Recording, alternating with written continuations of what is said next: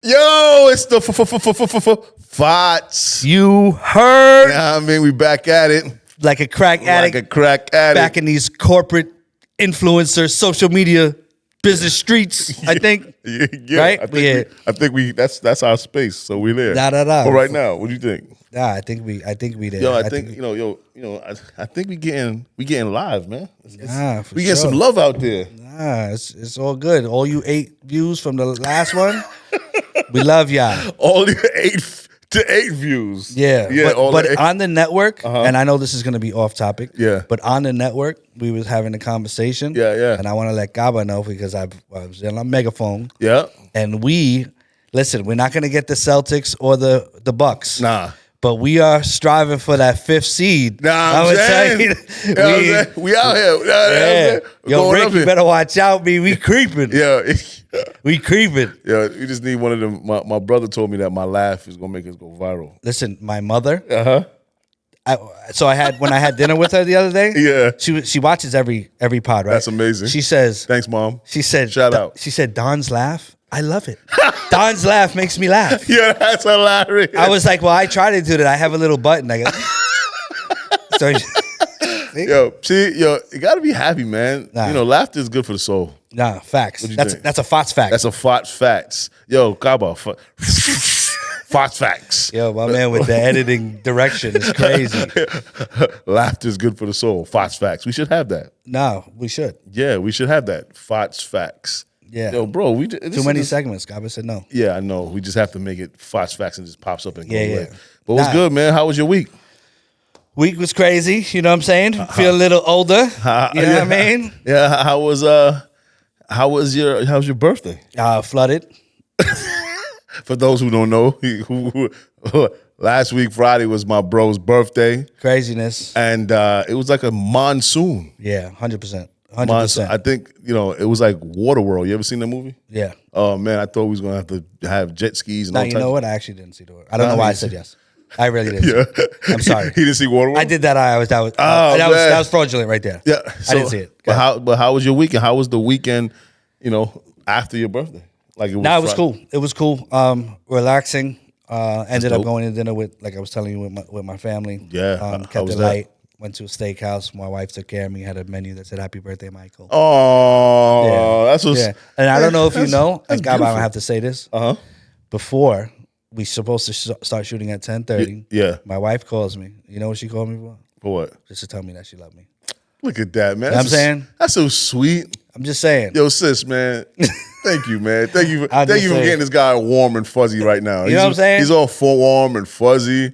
It's amazing. But today, back to business. Back to business. A couple of things to speak about, and I definitely want you to bring up that the first What's one up? because we were having a conversation. Yeah. About it. During the week. So I guess let's dive. What's that? Let's dive in. The Forbes list? Yeah. Yeah, I mean, so recently, I think last week, the Forbes released, I don't know if it's the top, I don't want to, misquote it, but it's the top, I don't know if it's the top 100, top 100 content creators. Yeah. And it highlighted some content creators that we all know and some content creators we don't know. Right. But I was looking at it and seeing it, what's going to be the biggest, Forbes is looked at as the pinnacle of like business, right? Mm-hmm. So from a content creator standpoint, I'm looking at how does that help move the content creation economy? Right. I think what it's going to do is going to start bringing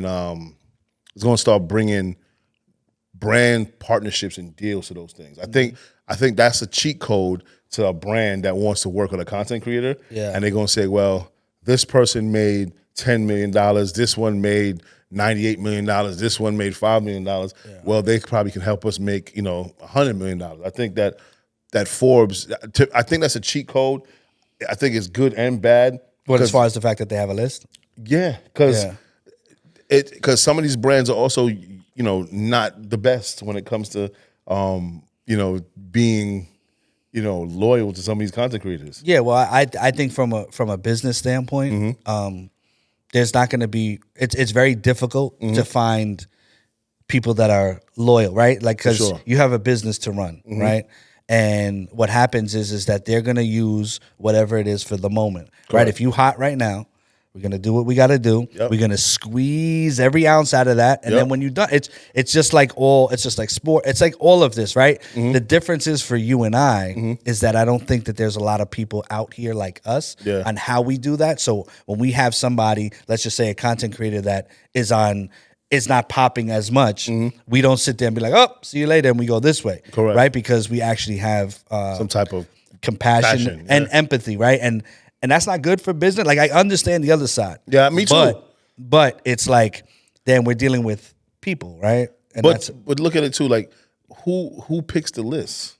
Oh, and that's another thing. Like, I want to know who picks the list. But I mean, that goes back to forever. Yeah, like, yeah. You know what I mean? I get it. It's like, who picks that list, or who says? I mean, are they going off of what metrics are they going off of? You know, because some of the content creators that I saw up there, I'm like, oh, okay. You know, some of them didn't have millions of followers, but they were there, and you know, it could be some type of ism going on. You know what I'm saying? You know what I mean? Some type of, but some of them are.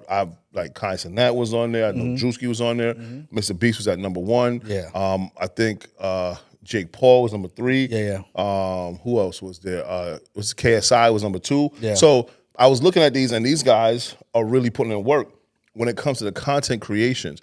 But somebody had said to me, "Well, are you kind of on the fence of it because none of your creators went on there?" I said, "No, actually, this is going to help our content creators get on this type of list, because we'll be able to kind of like see what the landscape is." It actually kind of gave us a cheat code for us. I didn't look at it as a bad thing. I looked at it as all right, what are these individuals doing that we're not doing, and what type of innovation that we're doing to be outside of this list. Well, I think, like we've always realized, as far as for me and Don, as far as a lot of the creators that we have, Of course, it's from the culture. Yeah. Right. And I think from the culture. we've been told that they're risque. We have risque content creators. Right. And I get that to a degree. It comes back to the culture aspect of it. Yep. And how I look at that list is like how you would look at Billboard.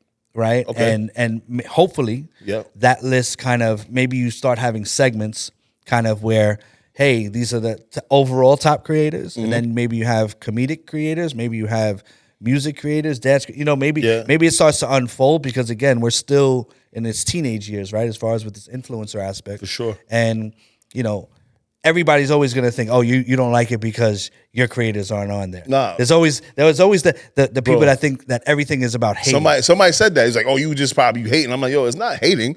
I'm just saying is I understand I don't understand what the criteria is. Because I didn't see it. And they probably put it up there, but I didn't see it. And I was just saying, well, who picked these creators? And, when it comes to, is it impact? What is that? I personally, from a magazine like Forbes, right? I don't think it has anything to do with impact. I think it has to do with everything as far as money, as far as whatever money has been made for such and such, or whatever money they bring in. Okay. Because again, I didn't see the list, and it's not like we didn't need to see the list, because at the end of the day, Don and I, it's there, but we could care less about the list because we're focused on impact. Yeah, as I was doing some research, man, we do a lot of research on what the content creator space is doing. Right. A lot of things are starting to happen, and I just want us to be on the forefront with certain things. And the research is that, this is something that everybody was posting. So when I saw it, I took a deep dive and was like, yo, who picked these lists? Who picked these people? Right. There are thousands of content creators that are making millions of dollars or hundreds of thousands of dollars that is not on this list. And then I thought about it. I go back to, the list that they make for the richest people in the world. Yeah. There are other people that are billionaires that don't reach that list as well. So I look at it as, I think I'm going to kind of take it with a grain of salt, and not more so. But what it's going to do for the content creators that are on there is going to boost their business. Yeah, not only that, and like what you said, it's going to boost the economy, because it's still new. They've put these lists out or whatever, but I think businesses and people are starting to really, really see what the influencer space is. I think the reason why a lot of brands come to the influencer space is because it's they have more of an ROI on their investment, right? Rather than do that Super Bowl commercial or whatever, they can sit there and pay a lot less and get more impact. Question: how much people watch Super Bowl when Super Bowl comes out? I don't know. That's a CABA question. CABA. You know what I mean? How many people Well, when we get that answer, but let's just say it's 4 million people. No, it's definitely more than that. It's more than 4 million people? For real? 100%. So let's say 113 people, 113 million people watch Super Bowl. Now, imagine having a content creator that have, let's say, 50 million followers that post something for you 5 times. But even think about it, take it to this level. On the Super Bowl, you get that 30-second clip, and maybe it'll run. Maybe. But on somebody's page, it stays. Yeah. Especially YouTube. Yeah. Right? And there's different things, and that could be another conversation for another episode as far as each platform is different and you can kind of what numbers, everybody gets different paid for different numbers. Right. I mean, but they might do an overall too. So that's the thing about That's what we would work. Of course. And we would definitely do an overall number because the overall number will become it'll be bigger than just hitting just 100%. One. I mean, that's another thing with content creators understanding even their worth or what their worth aspect of how much to charge. Segue king. Yeah, the segue. Yo, CABA'S, segue. Yo, John, segue king. Whatever. Tell this dude just be the talent, bro. Yeah, nah. Stop editing as we go. That's good. CABA'S gonna be tight. Yeah, like this. My bad. CABA'S gonna be knowing your worth too, because I think followers are important, but the engagement is more important. 100%. So, and that's where things are changing now. Yes. Right? Because the following could be lower. Yep. And your engagement could be higher. Yep. And this is the thing, as far as knowing your worth and touching on that topic, this list, I think is going to get a lot of creators gassed. What? Right? So they're going to look at that list. For real? They're going to look at that list and be like, but I'm saying such and such has and they're worth this. How come I'm not? And then they're going to hit their team. Yeah. Yo, this dude did this. And how come I can't do this? And how come did that? And it's like, yo, listen to me. Stop focusing on that. Focus on what you're doing. And then if you have a good team, the people around you are going to tell you, you know why you're not on that list or making that money? Because you're not on time. You're not doing it. Listen, again, consistency is the key. We have a whole other topic. Yeah, no, that's the thing. That's enough. But as far as knowing your worth, you need to know your own metrics, right? So that's another thing too. So you may have a content creator that don't even know their own metrics, and paying and not getting paid for what they provide for said brand. And I think because of the way that the economy is within the influencer economy, people don't know. Yeah. You got people that got 2 million subscribers on YouTube, and they're charging way less than their premium. That's crazy.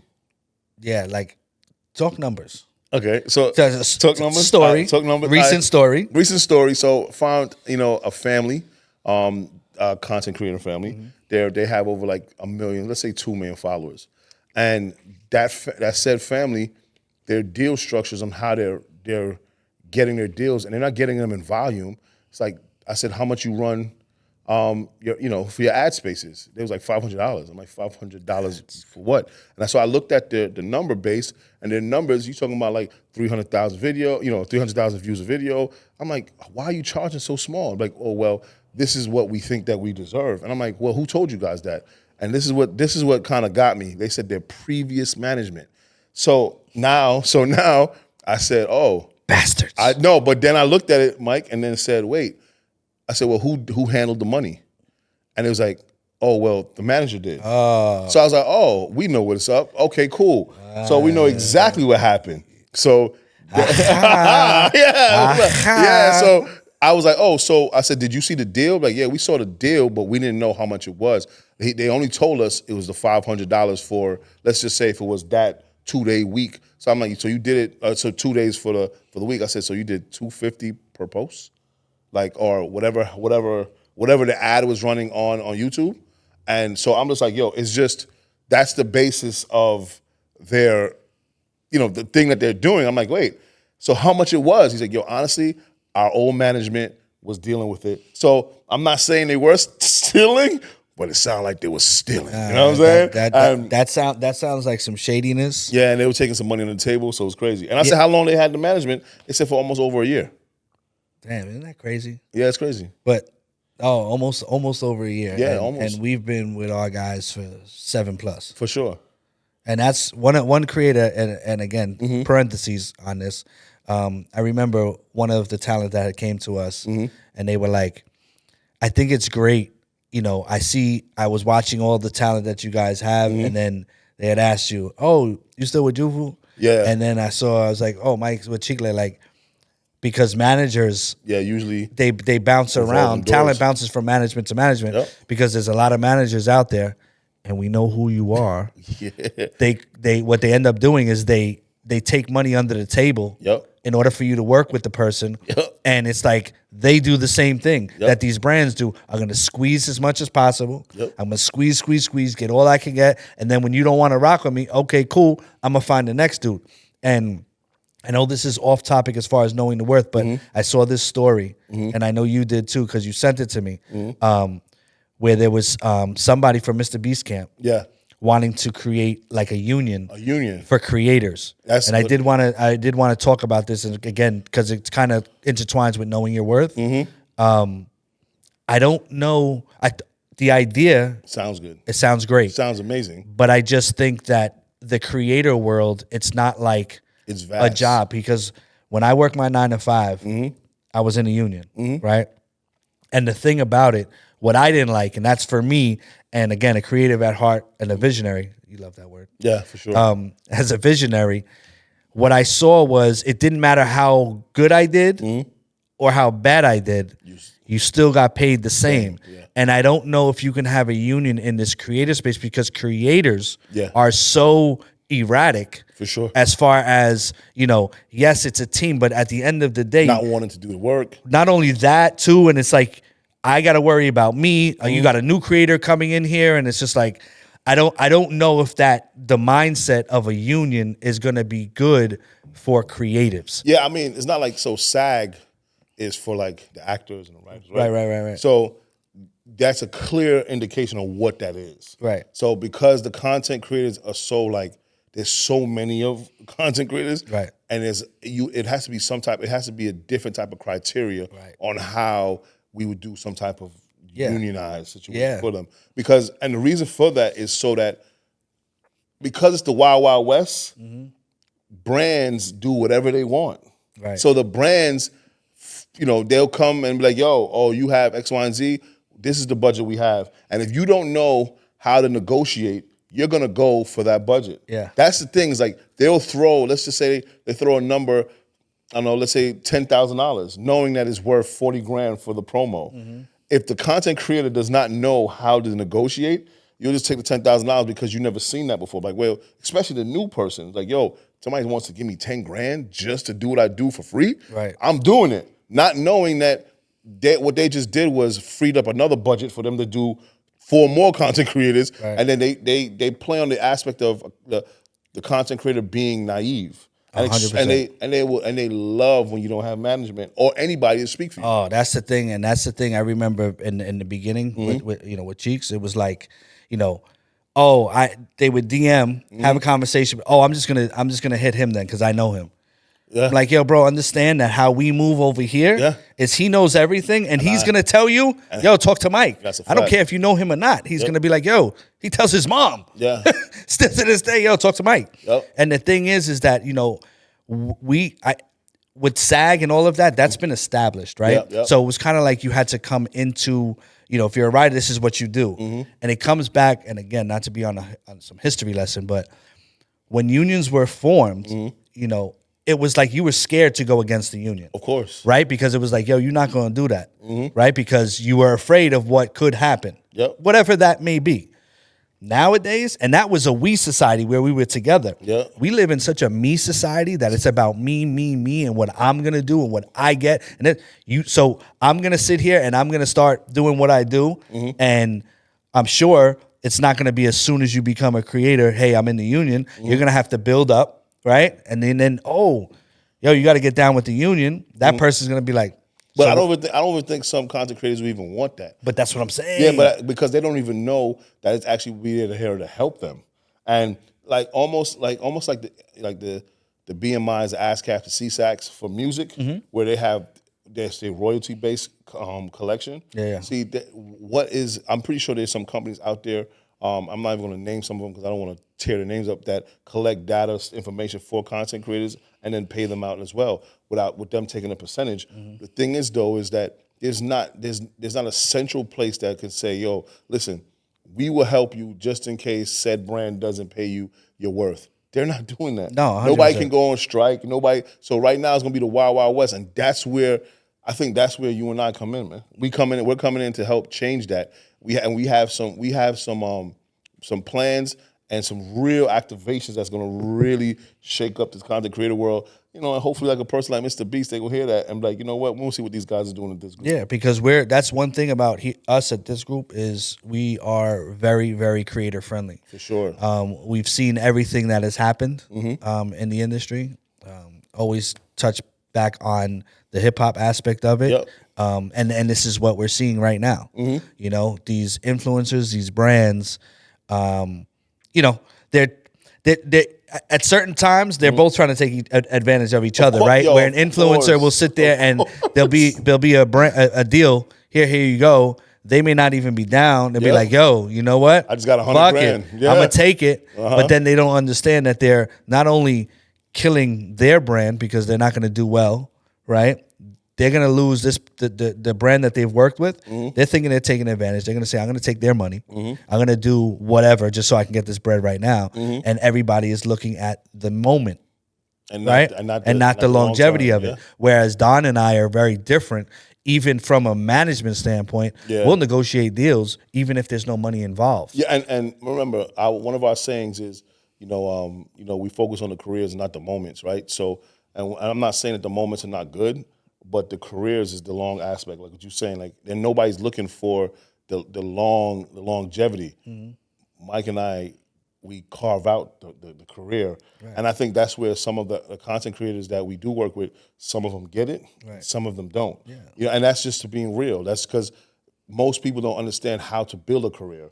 When you have two people that come in and kind of takes a bird's eye view of what you're doing and kind of point some things out and say, yo, if we move this here, we can create a different economy for you, and it doesn't move fast for them, they start to want to take it on their own hands, and when it doesn't go, then they blame you. Right, and that's the thing is that's why we always say that T in this group, trust, honesty, integrity, success. That T is very important. Because without that, right, without the trust, they don't believe what we're saying, right? We're just somebody else because we're like the situation that you're talking about.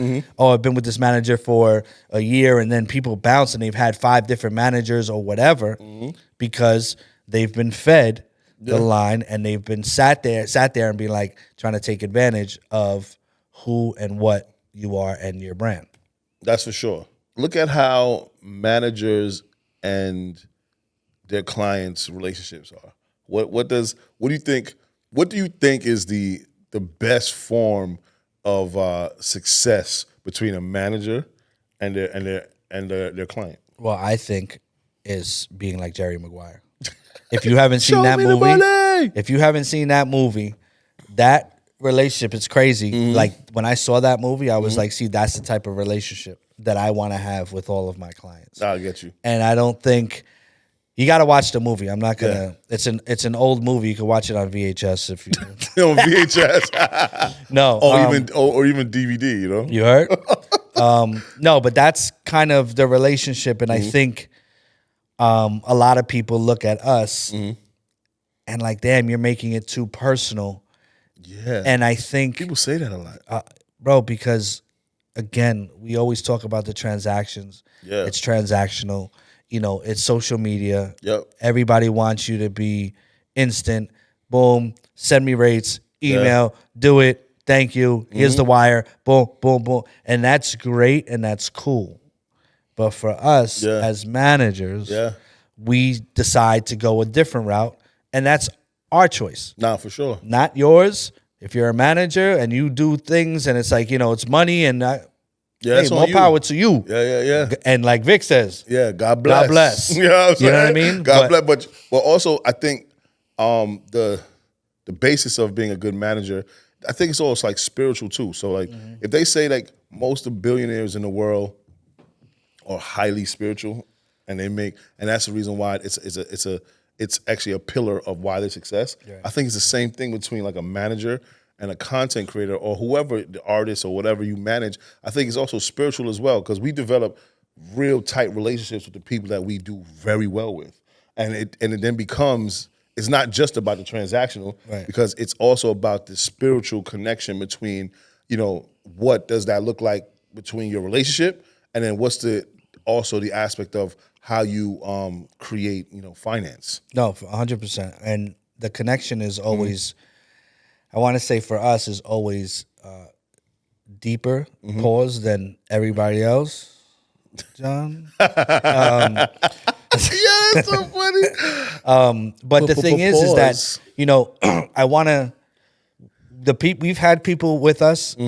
We've had people come, go. We've had, and thing is that I don't want to, I'm not knocking people that are not here anymore, right? Oh, because what that means, how I feel, is that they weren't good for us, and we weren't a good fit for each other, right? And that's that's what I'm saying. I never want to just be like, oh yeah, you know what, yo, peace, be out, whatever. Nah, it's just the universe said that it didn't work, and there's no, it don't got to be tight. It's just God bless, do what you do, and it just and with that too. That's okay. Like 100%. That's another thing too. Like people be forgetting, like you ain't got to be enemies because you don't work together. Like it's all right. Like it didn't work and we move. We move forward. But when I see you, it's all love. Right. And if you still need help, hit us. Right. Because that's what happens. People come back and be like, yo, I need help because their business structure is not set up the same way or any type of way. Right. They're out here wild westing it. Yeah. And if not, that's fine. Again, for us, we wish you the best, and anybody. Yeah. I'm talking about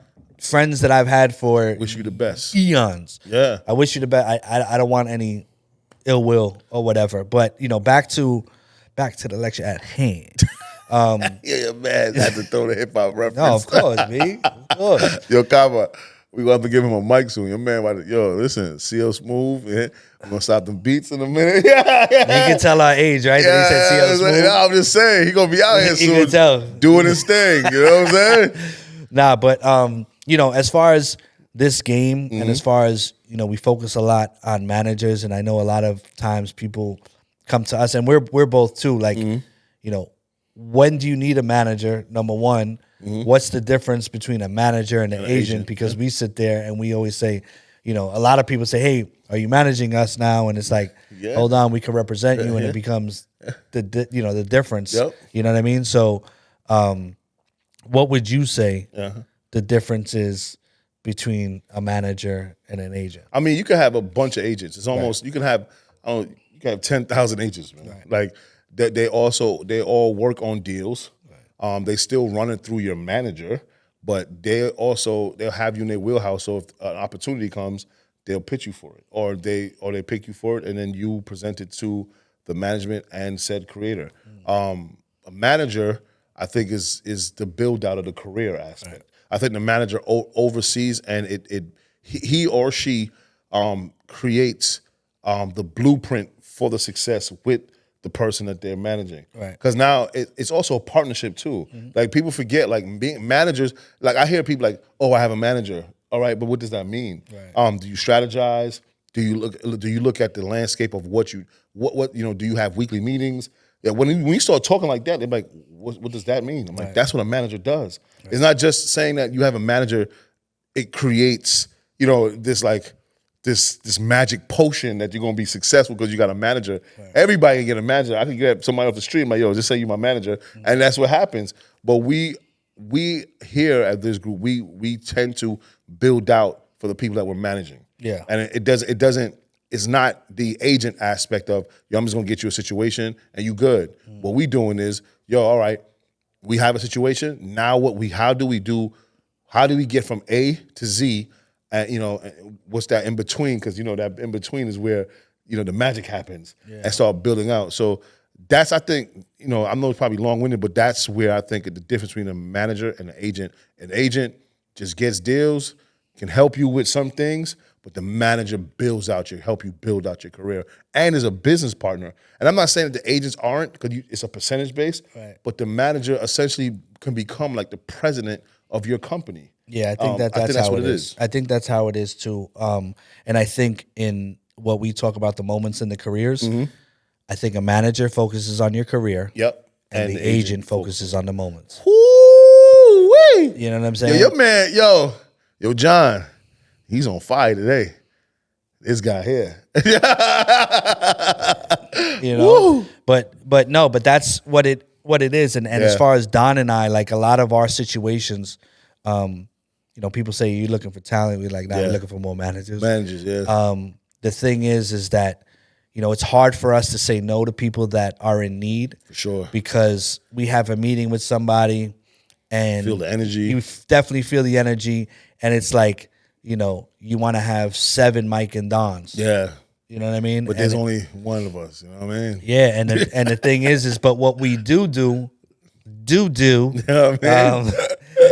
What we do is a lot of times we'll start with that agent role. So what we do is we'll send like a non-exclusive agreement where you can continue to do whatever it is that you do, and then we've coined the term is representation plus. Almost like Disney Plus. Yeah, so it's like it's an agency, right? So we can have you in our roster and pitch you for deals or whatever. Yep.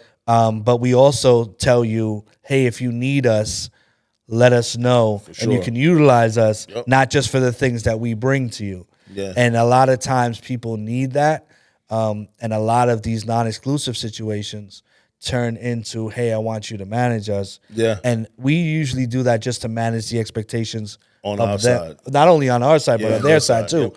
Because, you know, when you have a manager, it's like you said, it's you know, it's a day-to-day aspect of it. But you also look at it, even with that, Mike, we tend to, that's almost like a grace period for us too, to see if that person is even consistent. Yeah. And how driven they are. You know, if they complain a lot. Yeah. Like, listen, man, we don't like complainers. So, you know, I don't have this, I don't have that. Oh, why that? And when you start talking about other people's achievements, I'm over it. Because ultimately, if you're not using it as inspiration, it doesn't even make any sense. Right. So I think with what we do, with how we do with the non-exclusive or the representation plus, it also is something for us to see as a trial period for that person. And they don't even know, so I'm giving away some secrets. But that's what we're doing. We're giving you a trial period to see how you work with us. Like, is that something that, you know, that is this relationship going to be beneficial for both of us because, you know, we are both working towards the goal, or, you know, you sometimes work. That's the reason why you only sometimes get deals. Right. So I guess it's on both sides, you know, it helps both of us, as you said, manage the expectation. Yeah, because from a business perspective, it makes sense for us to have a roster of a lot, right? And could is that correct? Have a roster of a lot. Yeah. Anyway. How many clients you got? A lot. we need to be sponsored by Holes for Caba. Yeah. But anyway, we have to shout out Holes. Shout out Holes. Said it. Please. You know what I mean? Chicago. Throw the back. Holes. But the thing is that we understand this game. We understand that there's numbers. We understand there's, you know, as many people as possible, as many influencers. All that's great. But also with the management, because you got to understand, for us, management is a very, very heavy lift. How did I know you were going to say that? It's a very, very heavy lift. Yeah, you know because, again, it's about the career. It's not just about right now. No, for sure. You know, and I think with that representation plus, you know, Don and I are putting things together also like a business model to help other people as well, because, again, there's things that Don and I do for our management and for our management clients, and we want to be able to help as many people as possible. So we're kind of formulating something called, I'm going to coin it, that group. That group. But it's just resources to kind of help, and you know, once we kind of iron out everything for us, we'll let people know as far as for what you can do to try to, you know, whatever we can do to help. I love that we'll be able. It's like a resource for them. Yeah, you know what I'm saying. I mean, essentially, it's also too to help them. It's like a guide. It's gonna be a guide for you how to use social media and how to get deals on social media. Yeah, how to actually even how to scout out a manager. We're gonna help you pick your own manager. Yeah, like it's gonna be dope. that's fire right there too. You know what I mean? To be able to fire. do that, because it's like, you know, Don and I are not like, oh, it's everything is us. Yeah. I was literally having a conversation. I told you this yesterday. You know, somebody was saying, hey, about deals and social media and this, it's been slowing down. Cool. And they asked, what do you think that is? And I was trying to get a little bit more information. What have you seen? What's the pushback? You know, and it's kind of like having calls sounds great, ideas, whatever, and then it's silent. Happens. Yep. And that happens on our side too. Yep. But then we started talking, and it was like, I told him like, yo, if you need us, let us know. Yeah. Right. And then he was like, well, I definitely would want you to get on the call or on the phone with my manager. And I told him right away, like, yo, we're good with that. Yeah, we don't have a problem with that. We align and have allies and partnerships, and strategic partnerships with different situations, because at the end of the day, we're not out here having to make all of the money, right? All the percent, this is all us. No, we can't do that. No, you may have something. Right? We don't want all of them. Bro, that's the inception of our partnership. For sure. Was for helping our creators to help. And it was just like, we were doing it solely for them, not for us. We didn't form this for us. Yeah, we made an opportunity for the both of us to create it in abundance for everybody. 100%. And I think that's the biggest part, is that most content creators, like you said, are not making money. Right. So even now, there are content creators that are big content creators that don't. One, they probably, you know, they fucked off with the bread. you know what I'm saying? And so that bread. Yeah, they fucked off with the bread, like, to be very candid. And then they're now trying to spin the blocks where they fucked up, and not to mention they messed up relationships, and now they're having to go back into the workforce. That's, you know, I'm not saying that's a bad thing, but what I mean is that you have said content creators and you said numbers of followers, and you just don't know your business.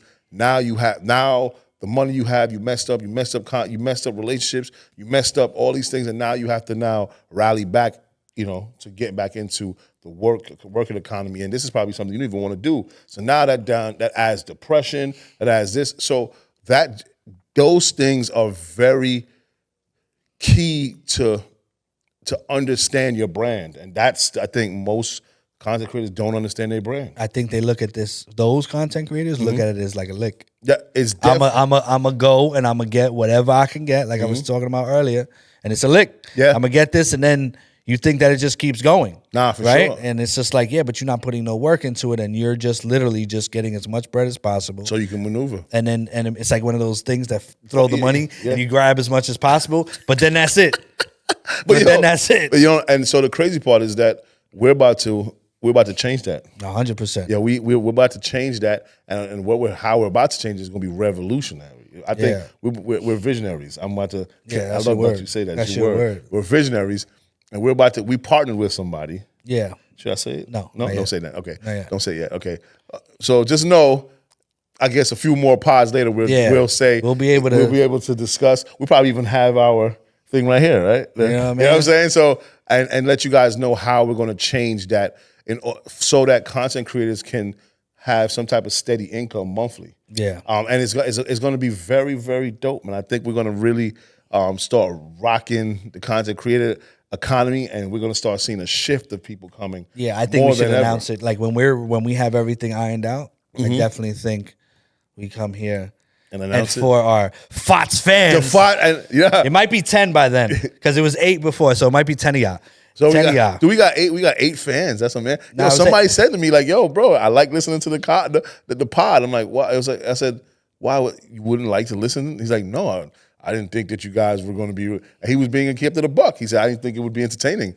I kind of said, "Fuck you," but it's just, you know. But I love you. Thank you, 8. Word. That's how it starts, and that's the thing, is that people don't understand. Like, a lot of times we started this, well, clearly because T.H.I.S gave us the idea, but it was like when we decided to do this, we're like, yo, we're gonna lean in, and we're gonna show y'all.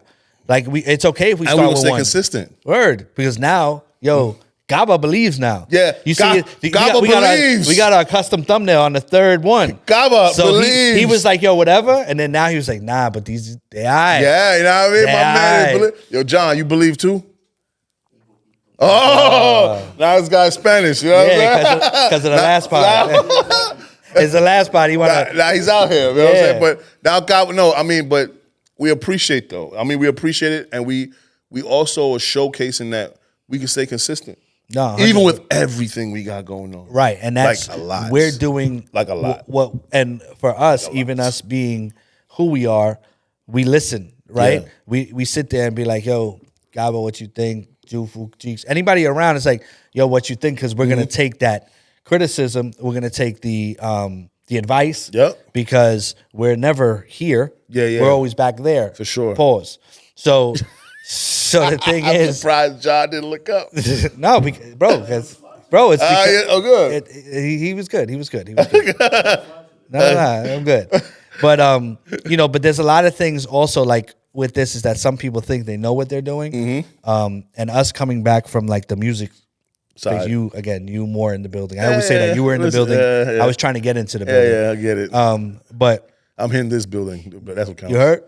But that's gonna be the next thing when we get our office. This building. Yeah. Okay. Anyway, the thing is that social media has been such a part of everything, right? Sure. Like it's part of our life. We're talking about the Forbes.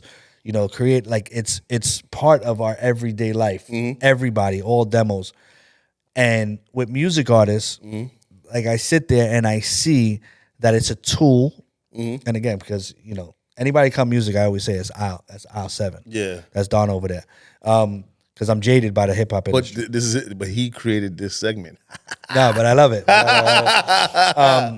But music art, because again, I have a love-hate with it. But the marketing and the strategy from looking at artists, like I'll scroll sometimes, and I literally just started following some dude that the song was fire. I didn't even know who this dude was, but I was like, yo, this is dope.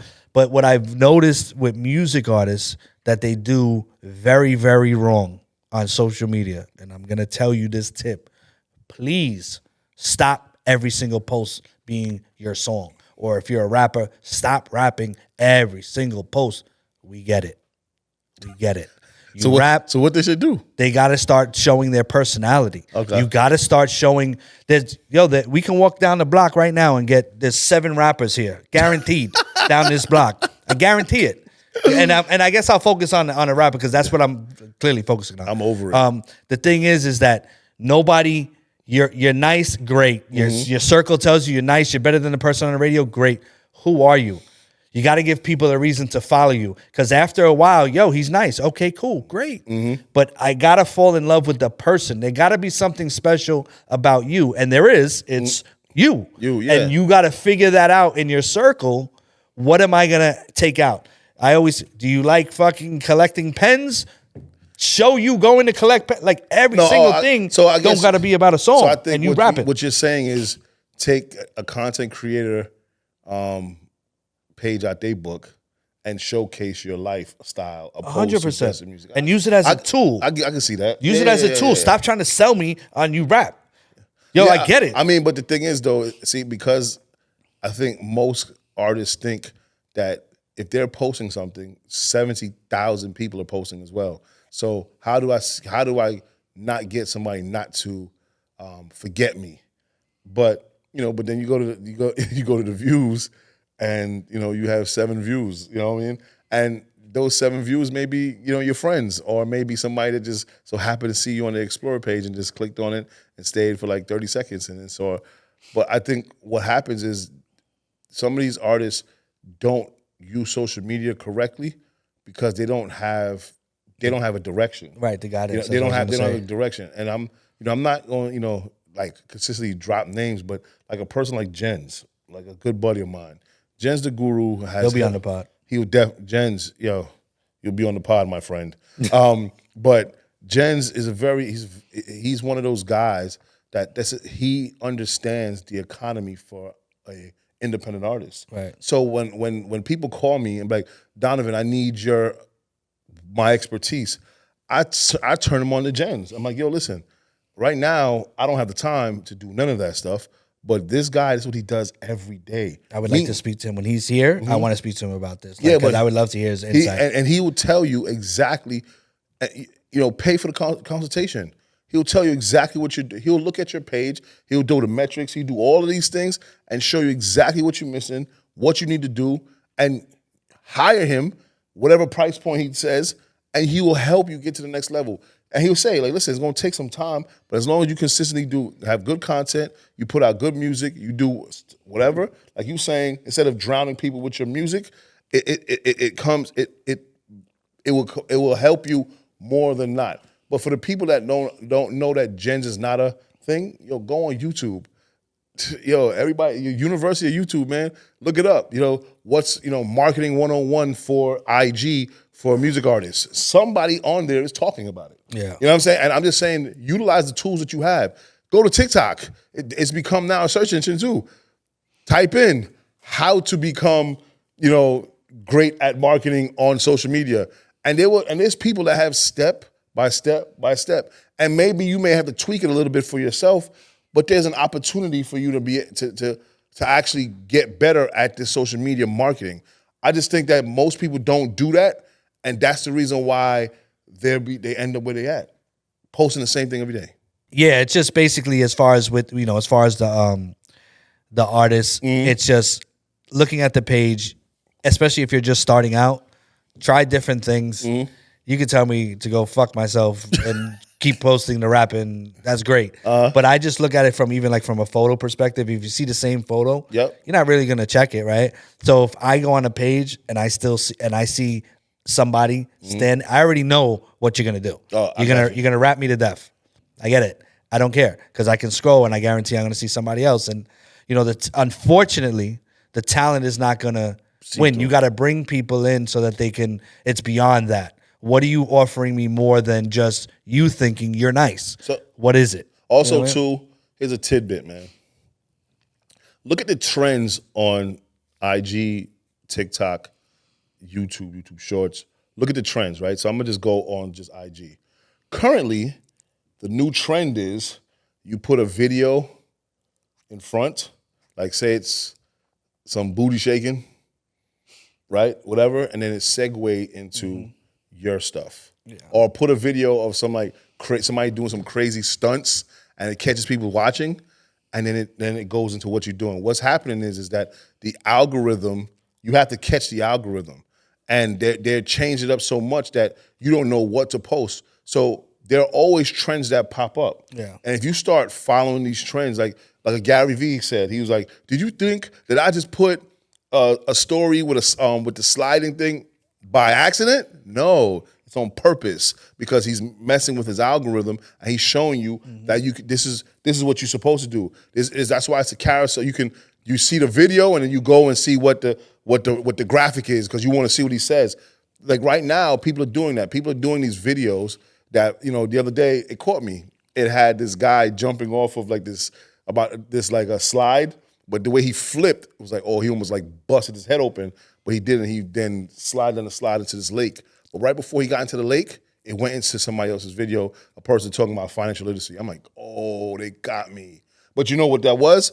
But that's me trying to figure out also trends. So when I started seeing it, Mike, I talked to you about this. I'm like, 100%. This is a trend. This is what's happening right at this moment in time. People are using those things to catch you because the algorithm, especially even people that are doing like content pieces about world hunger or stuff like that. Yeah. If you go on their page, you'll be like, what the heck is going on? They mess with their algorithm so much that they're putting all types of like freaky stuff on there because they know it changes the algorithm for you to, and you'll see in the caption, go check my next post.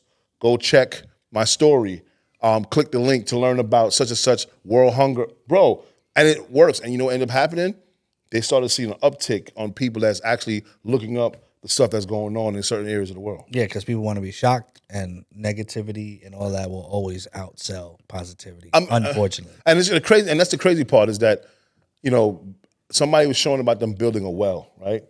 And not the dudes with the spoon, right? Not the dudes with the spoons, but building a well like for a community of people, and nobody cared, right? And I'm not going, I'm not going to say the content creator's name, but he was trying to get people to like, hey, repost this. But then the next day, he posted some chick busting it wide open, right? I didn't see that. Yeah, but I know you didn't see that, but I saw it, right? And then and then people were sharing it. You saw it got like 12,000 shares on like stories. You know what it did? He then put the same video of him building the well, and it also helped. So he figured it out. Like, yo, I'm trying to build this well for a community in said country, and I need help with my community. I have over, let's say, 200,000 followers. Even if I don't know, 10% of those people help me, $5, $10, we could build a well. And he was able to reach that goal. But he had to, at first, nobody cared when he posted the first time, like, hey, this is what I'm trying to do for a village that has to walk 10 miles. I know about that because I'm not trying to make it about me, but I built a well in Gambia. Like, yeah, I did. Learn something new. The layers. It's like Shrek. The onions. It's like the layers. No, I did. And I didn't post it crazy because I didn't want it to be, but it resonated with me because I know I did one. When? When was that? 2 years ago. So I'm posting it. I'm posting it on my page. Now in Gambia, some brothers and I, there was a village of like 500 people. They didn't have running water. They had to walk 10 miles just to go get it. So we helped build a well. But if I would have asked people like, hey, can you donate $10 to this? They wouldn't have done it. So when he did that, I was like, man, I understood he did, and I definitely donated, but it wasn't because it was somebody busting it open. It's because I saw myself. I knew what it was to try to help somebody. And you have to now figure out those algorithm clicks in order to get your point across. That's just, some social media tidbits for some of you guys. You got to follow the trends and really understand how to use it to your advantage. Follow the trends. Follow the trends. Yeah, but that's dope. I guess now. Yeah. First of all, I'm gonna be off camera. Be like, yo, my man built a well. Oh yeah, I can show. Yo, I hate building IKEA shit. My man built a well. That's crazy. Yeah, but me personally didn't build it. But what ended up happening?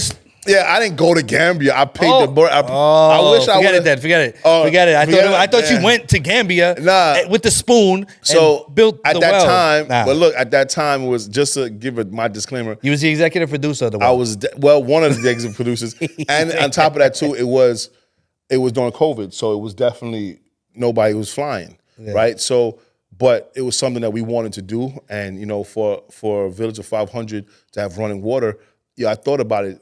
My sons walk, 10, 20 feet to the bathroom to turn on water. These kids had to walk 5 miles to go and 5 miles back with jugs. And I'm thinking about it like they're kids, so they're moving. So damn, imagine how much water they actually brought back. So when I thought about that, I'm like, yo, listen, I think this is something that I want to do. And we did it. And it was cheaper than what we pay in some of our bills to build it. It had a solar panel. It's a bunch of things. They showed the running water. Each part in the village has now a faucet that people can just walk 10. Yo, those things is big. I'm gonna do things and not say nothing because that's just who I am. Because I'm definitely gonna be executive producer. It was during COVID though, right? I forgot. During COVID, I built a building in Zimbabwe. But it was during COVID, but I didn't really get to go. Yo, I can show you better than I can tell you. No, I'm just messing with you, bro. I love you, bro. That's what I have to do. That's hilarious. But it was dope though. I mean, at the end of the day, that's just one of those things that people, No, that's fine. Like again, all jokes aside, I just like to that's fine. Bust chops. See? I changed it. No, but that's dope. But that seriously, like as far as stuff like that is, and that's the reason why we rock together. You that's know what a fact, I'm saying? bro. Because it's the caring aspect. 1,000,000%. And it's a good segue into goalkeeper. Know what I'm saying? Right now, I don't know if we're gonna build a well in a week. Yeah, I don't think it's gonna happen, but yeah, I always pass to you. Okay, I let you lead off. But this week's goal, or for next week, right? So yeah, this coming week. Is I'm really want to just close everything we have. Like even our call today was our closing the loop. So I guess that's my goal for this week is to just close our loops up with anything that's like open ended. Yeah. So closing those loops is so that we move forward to the next thing. Yeah, because last week we said we were closing 2 deals. We closed the one, and now we still got to close the close the other one. Yeah. What about you? What's your for me? I want to, based on the call that we had earlier, I want to get more structure. Okay. Get back to the structuring aspect of it and locking and giving people like the positions of, okay, you handle scheduling, like, because I feel like, you know, this is gonna be us. Like sometimes we're all over the place because there's so much going on. For sure. It's like, okay, we gotta understand that and then kind of bring it back in. Pause. So I just wanna get that structure based. I want to get, for the pod aspect of it, I want to get everything locked down, especially shout out CABA. I want to make sure that all these pod, like we're going full throttle. Yep. I think this week we really need to focus on that because we're really building. Yo, bro, last week this is crazy. Last week when I saw all the pods firing off and that logo on the side, yo, bro, I sat back. I was in my living room. I'm like, yo, look at what's going on. Yeah. Like, not even outside of the content creation aspect, but the standpoint of a media company and the people that are at the helm of it, bro, this is going to be groundbreaking, bro. Yeah, and if you see the background, Cheeks has been getting it in. You know what I'm saying? You'll see the background changing a little bit. You know what I mean? You out here, bro. We mentioned him on every pod. On every pod. That's crazy. Nah, it's a fact. That's not even a cloud chase. It's just, that's no, that's love. That's genuine love stuff. You know what I mean? That's crazy. That's genuine love, though. Put his picture. Like this. Bing.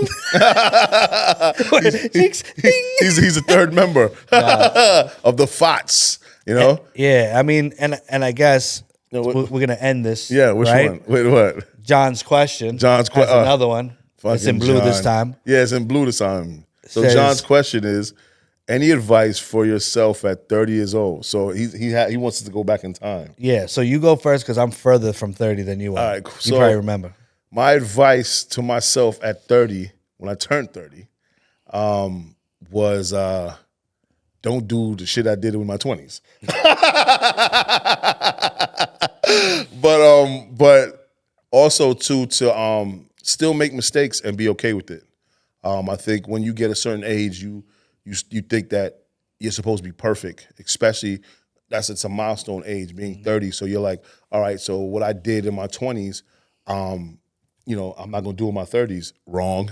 You're just gonna do it a different way. You know what I'm saying? You'll do the same fuck shit, but you'll do it in just a different fuck shit type of way. So I think what it is minimize your mistakes. Definitely, and you see, I didn't say don't make them, but minimize them. Minimize your mistakes, and really cherish the people that you have around. You know, because that's another thing too. Like I think at 30 we forget that, you know, we still need that human interactions, and sometimes and when you reach a certain type of age, you think nobody could tell you nothing, and those people that's still around you that care about you, they'll be the ones giving you the real information. So, you know, cherish those people, and, you know, do your best to minimize your mistakes as much as possible, because that's going to help you for that 10 year to your 40.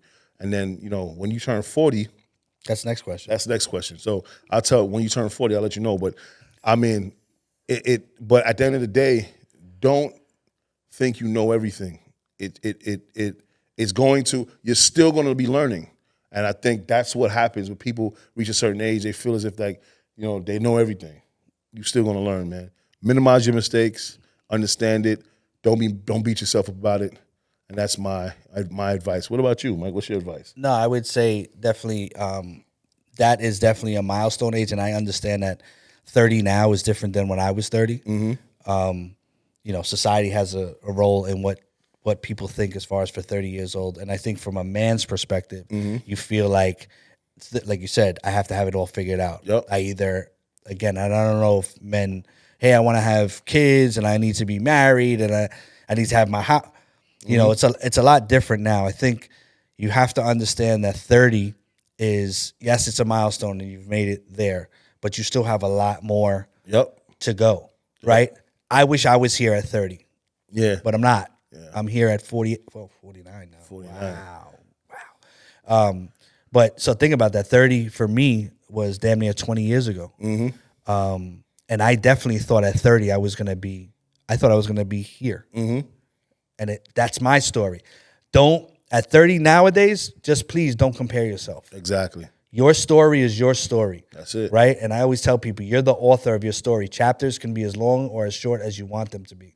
But as a man, please don't feel the pressure. I know there's people and men that still live at home. Yeah. And listen, it's your story. As long as you're doing something, and as long as you're progressing, right? My mother always taught me it's progress, not perfection. Do what you do. Just because your man at 30 has a Ferrari, okay, cool. Okay, cool. That's great.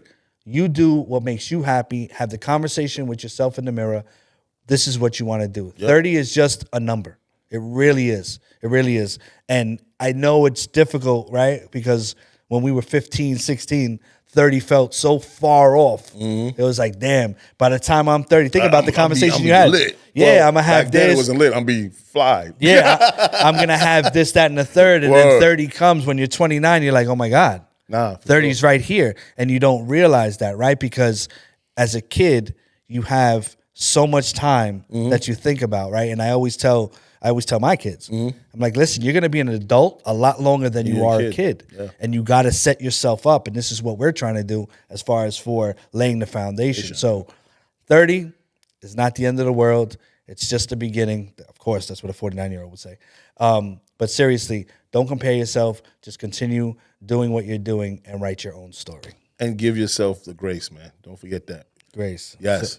So I guess that's it, right? That's another one? The fat. You heard? Well, holla. Peace. Peace.